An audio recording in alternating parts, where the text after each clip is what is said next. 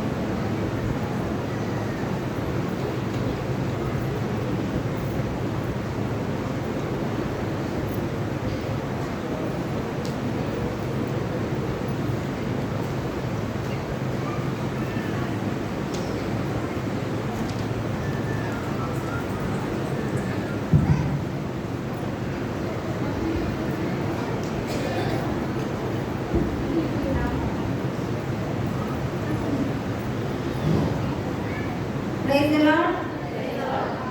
గట్టిగా రావాలి. ఇప్పుడు భోజనం చేశారు కదా. Praise the lord. Praise the lord. సరే, కొన్ని మాటలు ఒక 10-15 మినిట్స్ ధ్యానం చేసుకుందాం. తర్వాత దేవుడి వాక్యంతో ఎవరెవరితో ఏం మాట్లాడినారో 4 మెంబర్స్ ఈ దినమే ఇప్పుడే వాక్యంతో ఏం మాట్లాడినారో 4 మెంబర్స్ వాళ్ళతో ఏం మాట్లాడినారో ఒక్క నిమిషం మాత్రం ఇక్కడ కథలు వేసి చెప్పాలి. సరేనా? తర్వాత క్విజ్ ఉంటుంది, దాంతో సిద్ధపరచడం. ఇప్పుడు వాళ్ళకు ఏం చదువుకున్నాం? భోజనానికి వెళ్ళక ముందు ఏం చదువుకున్నాం?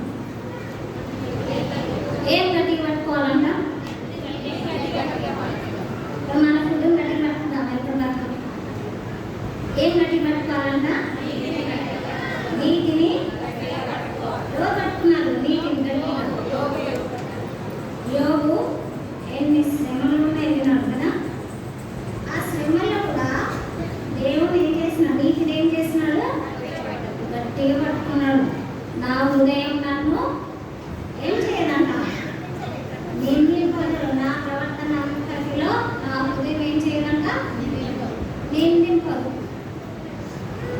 నింద లేకుండా మనము మన హృదయానికి లెక్క చెప్పాలి. ఫస్ట్ అనుదినము మనల్ని పరీక్షించేది లేసినా పడుకున్నా ఏది ఎగ్జామ్ సెల్ఫ్ ఎగ్జామ్ చేసుకోవాలి. మన హృదయం చిన్న తప్పు చేసినామనుకో ఏమంటుంది, మనం పైన కప్పిపుచ్చుకుంటాము, మనుషులకు కప్పిపుచ్చుతాము, దేవునికి అయితే కప్పిపుచ్చలేము. మన హృదయానికి కప్పిపుచ్చలేము, దేవునికి కప్పిపుచ్చుతామా? కప్పిపుచ్చలేము. మన హృదయం ఏం చేస్తుంది, లోపల మనల్ని గుచ్చుతా ఉంటుంది. ఎవరినైనా నా హృదయం నాకు గుచ్చదు, నేను తప్పు చేసిన నా హృదయం నాకు ఏం చెప్పదాన్ని వాళ్ళు చెప్తుంటారు. నా హృదయం నాకు ఏం చెప్పదు, నేను నీతి ఉన్నా అని అనుదినం చెప్తుందని ఎవరైనా చేయలేదు ధైర్యంగా చెప్పవచ్చు. ఎవరితో పోరాడినా హృదయం దగ్గర దాచుంచగలమా? దాచుంచలేము. మనము ఈ లోకంలో జీవిస్తున్నప్పుడు ఇంట్లో ఏదైనా చిన్న చిన్న అయినా కూడా మనం నేరుగా బలలో చేయలేస్తామా? ఏమంటుంది, ఆరాధన చేసినప్పుడు మన హృదయం ఏమంటుంది, నువ్వు ఇట్లా చేసావు కదా, నీ పిల్లల్ని తిట్టావు కదా, నీ భర్తను తిట్టావు కదా అంటదా అన్నదా? చెప్పండి, అంటదా? యోగు జీవితంలో ఆయన హృదయం ఏం చేయలేదంట, ఆయన ప్రవర్తనని నిందించలేదంట. భార్య అయినా నిందించింది కానీ ఆయన హృదయం ఏం చేయలేదు, నిందించలేదు. ఈ లోకంలో మనం జీవిస్తున్నప్పుడు యోగు జీవితంలో అంత మంచిగా బ్రతికినప్పుడు మనకు దేవుడు అన్ని ఇచ్చాడు. ఏదైనా కొడుతుందా? కొరత ఉన్నా కూడా మనకు అక్కడగా ఉన్నాయేవో ఎవరికి తెలుసు? మనకు దేవుడు మనకంటే మన ముందుగా మన దేవుడు తెలుసు అంట. ఆయన కూడా మనం ఏం చేస్తాం, దేవానికి ఇది అని ఏం చేస్తాం, చిన్నపిల్లలాగా మనము దేవుని దగ్గర మారం చేస్తాం, అడుగుతాం. అరే నాకు తెలుసు నీ అవసరం ఏంటో అంటే మనం ఏం చేస్తాం, దాకా దేవుని దగ్గర ఏం చేస్తాం, అడిగిందే అడుగుతాం. అక్కడగా ఉన్నదేదో అదే అడగాలి. యోగు జీవితంలో అట్లా ప్రవర్తిస్తా వచ్చినాడు. లాస్ట్కి ఏమైనాడు ఆయన హృదయం నిందించకుండా నీటిని గట్టిగా పట్టుకుంటే ఎట్లా ఉన్నాడు ఆయన? లాస్ట్కు ఏం సాక్ష్యం ఇస్తున్నాడు ఆయన? ఏం సాక్ష్యం ఇస్తున్నాడు? నేను మంటలు వచ్చినానా, దిగంబరనే వస్తే అట్లనే వెళ్ళిపోతాను. ఏమైనా తెచ్చుకున్నాం ఎల్లకుండా వచ్చినప్పుడు ఏమీ లేదు. మనం వేసుకుంటే ఇక మనకు చెప్పక్కర్లే మన చీరల గురించి. మీరైనా సరే నేనైనా సరే కదా పోరాటం చేస్తే నాకు ఇది కావాలంటే ఇదే కావాలి. ఈ లోకంలో స్త్రీలం ఉన్నాం కనుక ఆశలు ఉంటాయి. కాకపోతే ఎక్కువ ఆశ ఎవరిపైన ఉండాలి? మనకు దేవుని పైన ఉండాలా. మనకు అన్ని దేవుడు ఏమంటున్నాడు, ఈ చీర వేసుకోకు, ఇవి కట్టుకోకు, అవి కట్టుకోకు అంటున్నాడు దేవుడు. నీ హృదయం ఎట్లా ఉండాలి? దేవుని దృష్టిలో సరి అయినదిగా ఉండాలి, నీతిని గట్టి పట్టుకునేది ఉండాలి. నిత్య రాజ్యంలో మనము చేరడానికి మన గోల్ ఉండాలి. మనం ఇట్లా నీతిని గట్టిగా పట్టుకుంటామా? అసలు ఉంటుందా? యోగు ఎట్లా చెప్తున్నాడు, నా నీతిని నేను గట్టిగా చిన్న పిల్లలు ఉంటారు కదా, వాళ్ళు ఎట్లా పట్టుకుంటారు పిడికిలు? మనం లాగినప్పుడు వాళ్ళు తీసుకోరు. మనం అనుకున్నాం అనుకో, మన హృదయంలో ఏదైతే తలుస్తామో మనం కూడా నీతిని ఎట్లా చేయాలంట, గట్టిగా పట్టుకోవాలని. పట్టుకుంటాను దేవాలంటే దేవుడు మనకేం చేస్తాడు, సహాయం చేస్తాడు. కాబట్టి అప్పుడప్పుడు మనం పిడికిలు వదిలేస్తూ ఉంటాము. అది సాధారణ ముందర కాకుండా మనం నీతి మాత్రం సింహములు ధైర్యంగా ఉండమంటే ఏం చేస్తారు, వాళ్ళు గర్జనకు పారిపోతుంటాం. ఎవరిని మింగుదలా అని చేస్తున్నాడు సాతాను.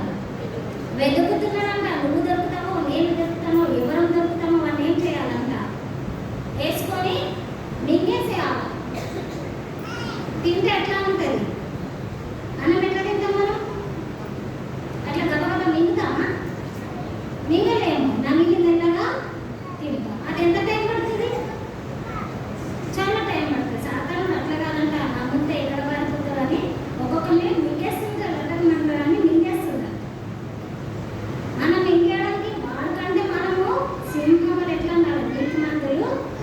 సింహం వలె వాడి గర్జనలు మన గర్జనలు వాడు వారిపోవాలి. మన నీతిని బట్టి మన ధైర్యం బట్టి వాడు వారిపోవాలి.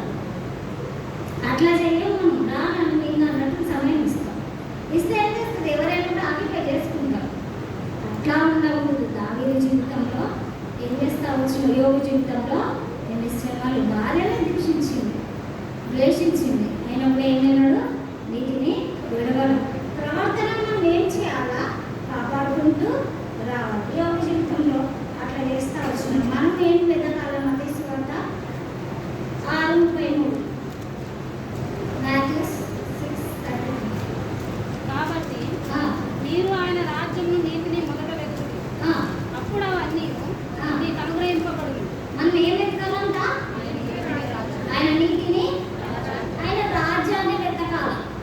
మనం ఏం వెతుకుతాం? ఈ లోక సంబంధమైన వెతుకుతాం. మనకు సమయం దొరికినట్టు ఏమేమో ప్లాన్ వేసుకుంటాం. ఏం వెతకాలా? ఏం చేయాలా? ఏం చేయాలంటే మొదట మనము ఆయన నీతిని, రాజ్యాన్ని మనం ఏం చేయాలా? వెతకాల. వెతికితేనే మనం ఏం చేస్తాం? దాన్ని కనుగొంటాం. ఆయన నీతిని, రాజ్యాన్ని మనం చూడలేదనుకో ఈ లోకంలో జీవించడం వ్యర్థమే. ఆయన రాజ్యంలో ఎవరు దొంగ ఏమన్నాడు? ఈ రాజ్యంలో నన్ను జ్ఞాపకం చేసుకోవాలి. అందుకే ఏం చేయాలి? మనము ఆయన రాజ్యంలో ఆయన నీతిని మనము వెతకాలి. మత్తయి సువార్త 5వ అధ్యాయం 6వ వచనం. 5వ అధ్యాయం 6వ వచనం. నీతి కొరకు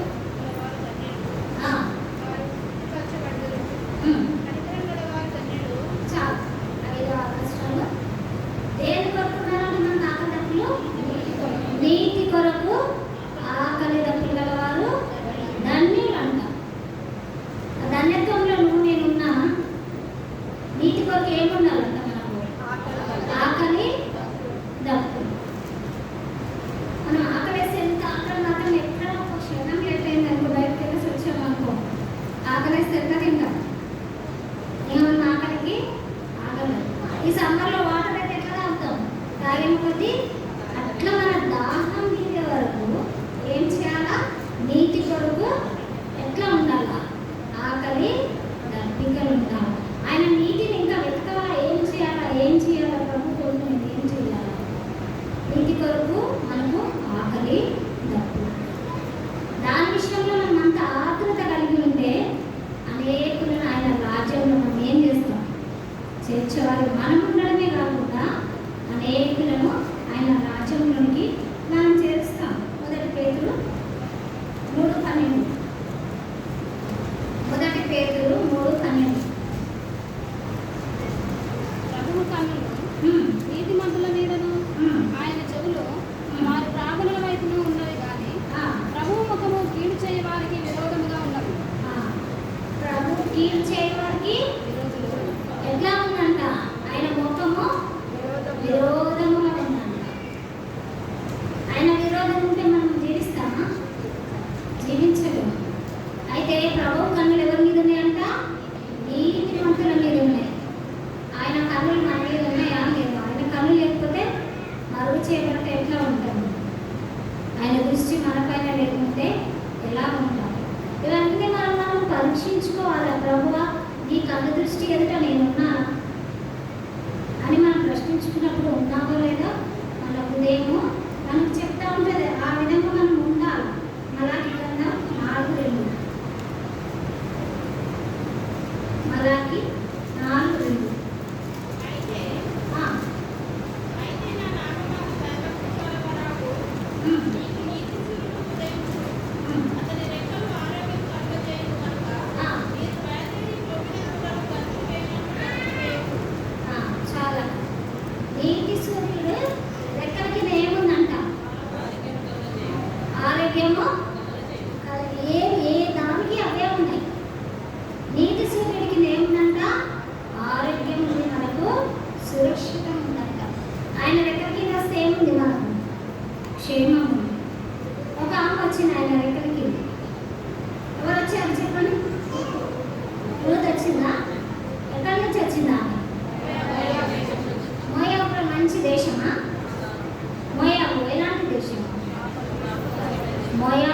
ప్రజలు ఎలాంటి వారంట? గర్వపోతులు, గర్వముతో నిండిన వారు ఓర చూపు చూసేవారంట. వాళ్ళ చూపు ఎప్పుడంటే అది మంచి చూపా కాదు. అటువంటి దేశం నుంచి ఎవరు వచ్చారు? రూతు వచ్చింది. రాహాబు లాగా ఆమె కూడా దేవుని గురించి తెలుసుకున్నది, అతన్ని చూసింది. ఆ దేవుని బట్టి ఆమె కూడా ఏం చేయబడింది? దేవుని ఇంటికి, దేవుని ప్రజల వద్దకు తేబడింది. చిన్న చిన్నవే ఏవైనా మనం అనుభవించుకోవడానికి మనకి ఎంత మోయలేని భారం ఉంటాయి, కానీ ఈ చిన్న చిన్నవి మనల్ని ఏం చేస్తాయి? దేవునికి సమీపస్తులుగా చేస్తాయి. ఆయా మోయాబు దేశంలో ఎన్ని తరాల వారు దేవుని సన్నిధానానికి రావడానికి వాళ్ళు నిరాకరించబడినారు. ఎట్లా వచ్చింది రోజు? దేవుని సన్నిధానానికి రావడానికి వాళ్ళకి పర్మిషన్ లేదు. వాళ్ళ యొక్క పాపం బట్టి, వాళ్ళ ధర్మాన్ని బట్టి పర్మిషన్ లేదు. అయినా రూతు ఎట్లా వచ్చింది? ఎట్లా వచ్చింది? వాళ్ళ అత్త దేవుని తెలుసుకున్నది. ఎవరు ఈయన? గొప్ప దేవుడు, నిజమైన దేవుడు. అందుకే ఏం చెప్పింది ఆమె సాక్ష్యం వాళ్ళ అత్తతో? నీ దేవుడే నా దేవుడు. అది సామాన్యంగా చెప్పొచ్చు, మనం సామాన్యంగా అనేస్తాం. ఆ రూతు దినాలలో వాళ్ళంతా కలువు వచ్చి ఆ యొక్క దేశం వచ్చి వాళ్ళ దేశానికి వెళ్ళి నష్టపోయినప్పటికీ రూతు ఎవరిని చూసింది? దేవుని చూసింది. రూతుని చూడాలి, రూతు యొక్క దేవుని చూసింది. ఏ సాక్ష్యం వచ్చింది? నీ దేవుడే నా దేవుడు, నీ జనమే నా జనం. ఎంత మంచి సాక్ష్యం చెప్తా వచ్చింది. నువ్వు చనిపోయిన చోటనే నేను చనిపోతా. వద్దని అత్త ఇద్దరు కోడల్ని ముందు పెట్టుకుంది. మీ ఇంటకు వెళ్ళిపోయి మళ్ళీ పెళ్లి చేసుకొని సుఖంగా ఉండండి అంటే ఓర్పు ముందు పెట్టి వెళ్ళిపోయింది. ఆమె దేవుడిని తెలుసుకోలేదు. రూతు ఏం చేసింది? ఒక నయోమి అత్తని గురించి, దేవుని గురించి తెలుసుకొని దేవుని ప్రజలతో సహవాసానికి వచ్చింది. ఎక్కడికి వచ్చింది? యెహోవా లెక్క లేకుండా సురక్షితంగా ఉన్నట్లు వచ్చిందంట. చూద్దామా? రూతు గ్రంథం 2వ అధ్యాయము 11-12 వచనం.